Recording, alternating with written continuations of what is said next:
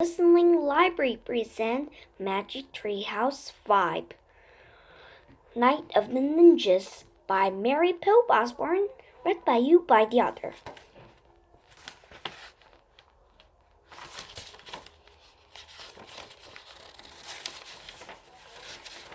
Chapter 1, Back into the Woods. Let's look again, Jack, said Annie. Jack and Annie were walking home from the library. The path went right by the Frog Creek woods. Jack sighed. We looked this morning, he said. We looked the day before and day before that. Then you don't have to come, said Annie. I'll go look by myself. She took off into the woods. Annie, wait, Jack called. It's almost dark. We have to get home. But Annie had disappeared among the trees. Jack stared at the woods. He was starting to lose hope. Maybe he would never see Morgan again. Weeks had passed, and there had not been a sign of Morgan Le Fay, nor had there been one sign of the magic treehouse. Jack! Annie called from the woods. It's back! Oh, she's just pretending as usual, said Jack thought. But his heart started to race. Hurry, said Annie. She better not be kidding, said Jack. He took off into the woods to find Annie. Night was falling fast. Cricket chirped loudly. It was hard to see through those shadows. Annie, Jack shouted. Here, she called. Jack, keep walking. Here where? He called back. Here. Annie's voice come from above. Jack looked up. Oh man, he breathed. Annie waved from the window of the magic treehouse. It was the tallest oak tree in the woods. A long rope ladder hung down from it. The magic tree house was back. Come up! Annie shouted. Jack ran to the rope ladder. He started climbing. He climbed and climbed and climbed. As he climbed, he looked out over the woods. High up at the treetop was the still tide. At last, Jack pulled himself into the treehouse. Annie sat in the shadows. Books were scattered everywhere. On the floor. Books were scattered everywhere. On the floor, the letter M glowed in the dim light. The M stood for Morgan Le Fay, but there was no sign of Morgan herself. I wonder where Morgan is, said Jack. Maybe she went to the library to get some more books, said Annie. We're just at the library. We would have seen her, said Jack. Besides, the library closed now. Squeak! A little mouse ran out from behind the stack of the books. It ran to the M shining on the floor. Yikes, said Annie. The mouse sat on the middle of the M. It looked up at Jack and Annie. Oh, it's so cute, Annie said. Jack admired. The mouse was cute. It was brown and white fur and big dark eyes. Annie slowly reached out her hand. The mouse didn't move. Annie patted its tiny head. Hi, Peanut, she said. Can I call you Peanut? Oh, brother, said Jack. Do you know where Morgan is? Annie asked the mouse. Squeak! You're nuts, Annie, said Jack. Just because the mouse in the treehouse doesn't mean it's magic. It's plain old mouse that crawled that all. Jack looked around again. He saw a piece of the paper on the floor. What's that? He asked. What's what? Said Annie. Jack went over to pick up the paper. There was writing on it. Oh man, whispered Jack after he read the words. What is it? What is it? Said Annie. A note, said Jack. It must be from Morgan. I think she'd be in trouble. Jack showed Annie a piece of paper. It said, Help me. Under a spell. Find the force for the... Oh no, said Annie. We have to help her. But what is Dean? Maybe she was trying to write things, said Jack. See how it's north of the runs off the page. Maybe the spell was starting to make her disappear. Or something, said Annie. Right, said Jack. I wonder if she left another clue. He glanced around the treehouse. Look, Annie pointed at the books in the corner. That's the only open book, she said. Jack looked around again. Annie was right. He felt shiver go down his spine. Jack went over to the book and picked it up. He held it near in the window. Light from the setting sun was golden on the page. Jack started a picture on it. It was in the picture were the trees with bright flowers. The trees were on the side on the mountain near the wide rushing streams. Two people were also in the picture. They were close. They had black scarves over the faces and long swords strapped to the backs. Oh man, whispered Jack. Who are they? Annie asked. Ninjas, I think, said Jack. Ninjas, really? Said Annie. Morgan must have left the book open to this page for a reason, said Jack. Maybe that's where she was when the spell got her, Annie said. Or maybe she where the four things are, said Jack. Let's go, said Annie. Now, said Jack. Yes, Morgan's is trouble. She'll need us now, said Annie. But she should read this book first, said Jack, so it can be prepared. Forgot it, said Annie. Every minute counts. She grabbed the book up from Jack. Give it back, he said. We have to find out about this place. Annie held it out of the reach. Well, find out when we get there, she said. We don't even know where there is, Jack said, but Annie pointed the picture. I wish we could go there, she said. The leaf of the oak tree began to shake. Squeak. Don't be scared, Peanut, said Annie. She scooped the mouse. Then she put it in the pouch of the sweater shirt. The wind began to blow. It blew harder and harder. The treehouse started to spin faster and faster. Jack squeezed his eyes shut. Then everything was still, absolutely still, except for a sound of rushing water. Chapter 3. Ee-ha! Jack opened his eyes. Annie was already looking out the window, the mouse peeking out of the pouch. Jack looked out the window too. The air was fresh and cool. The tree house was in the tree with a white flower. The tree was the grove of the trees on the side of the mountain. Nearby, a wild stream rushed downhill.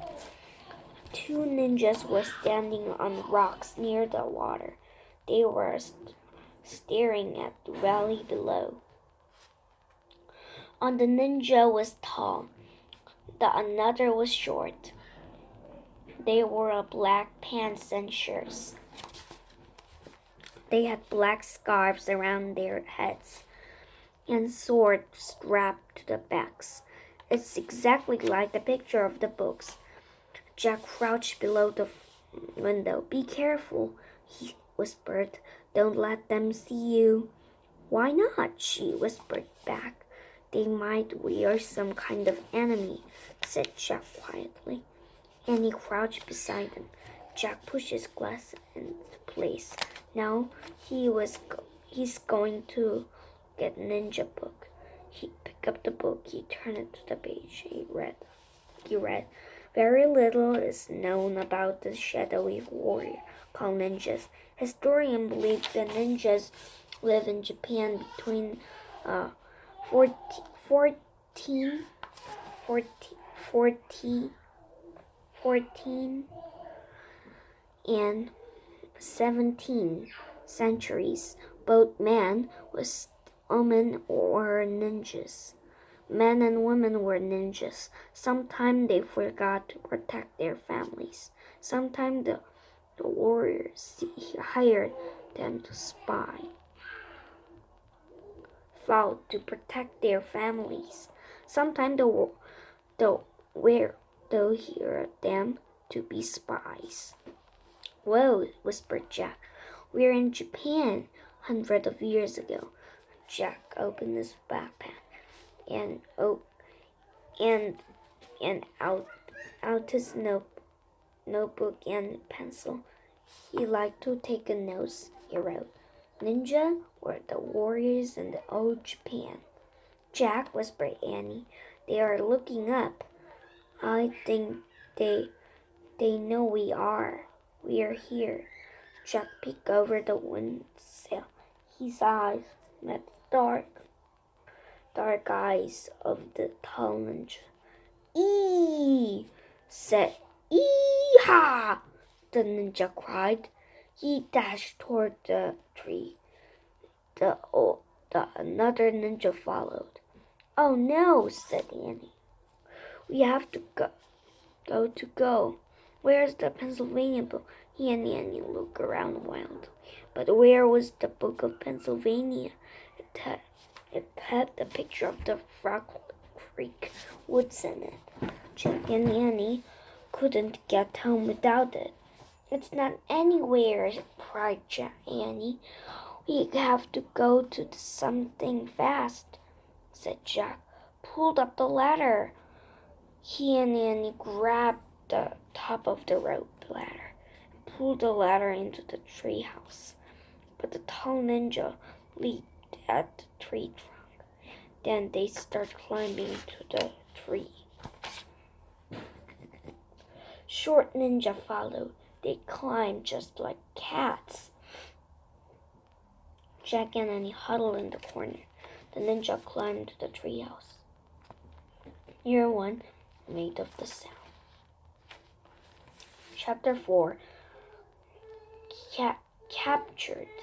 The ninja pulled iron band of their hands. The bands with spikes of the claws on them. That's how they can climb the trees, Annie whispered to Jack. The ninja stared at Jack and Annie with the dark, piercing eyes. They rest on their faces and covered by their scarves. Jack felt frozen under their stars. Annie wasn't frozen. Drew. Frozen Dot. She stepped right up to them. Hi, she said. The ninja didn't say hi back. They didn't move at all. They were as still as Jack. We are trying to help our friend Morgan, said Annie. She held up the Morgan's note. The tall ninja looked the note from her. He looked at it. Then he grabbed it to the short ninja. The two ninjas stared at each other.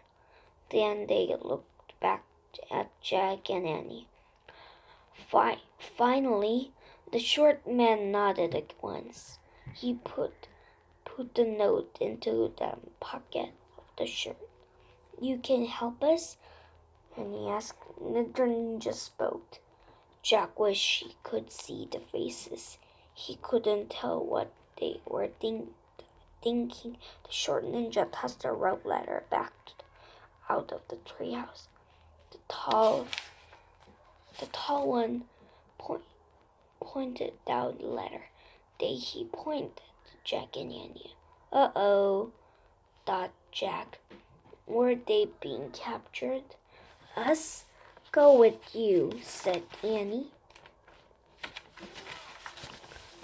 said Annie. The ninja nodded. Oh, boy, said Annie.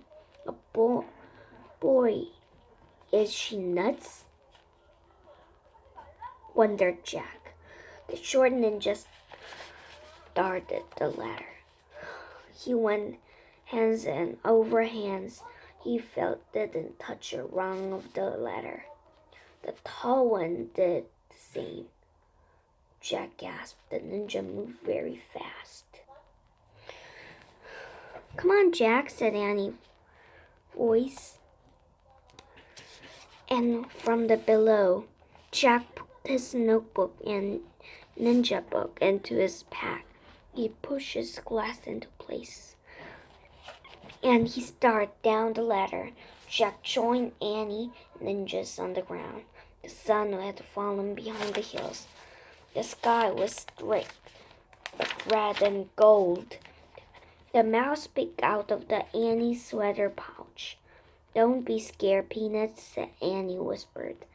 We will take care of you, Great Dot, said Jack.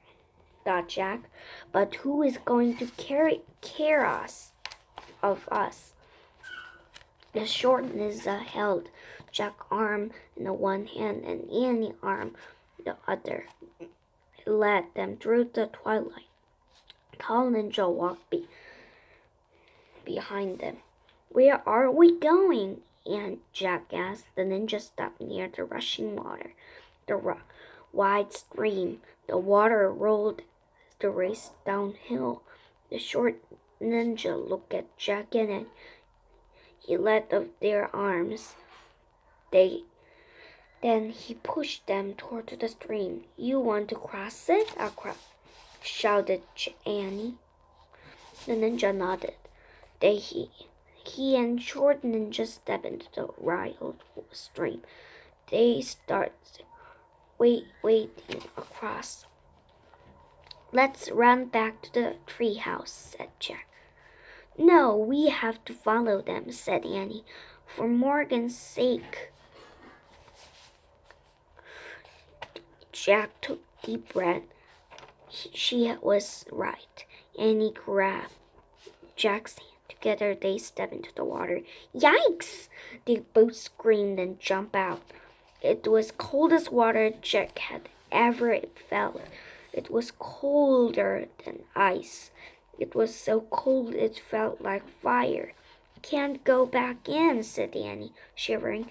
Me neither, said Jack. I have to hear the attack. The ninja looked at Jack and Annie, then Hal turned around and came back. The tall ninja grabbed Jack. Help! Jack cried. But the ninja lifted Jack high into the air and put him on his shoulder. The short ninja put Annie on his shoulder. Then the two ninjas stepped into the stream again. The ice wild water swirled around them. It went up and short ninja waist. But the ninja moved through the stream as calmly as two sailing ships.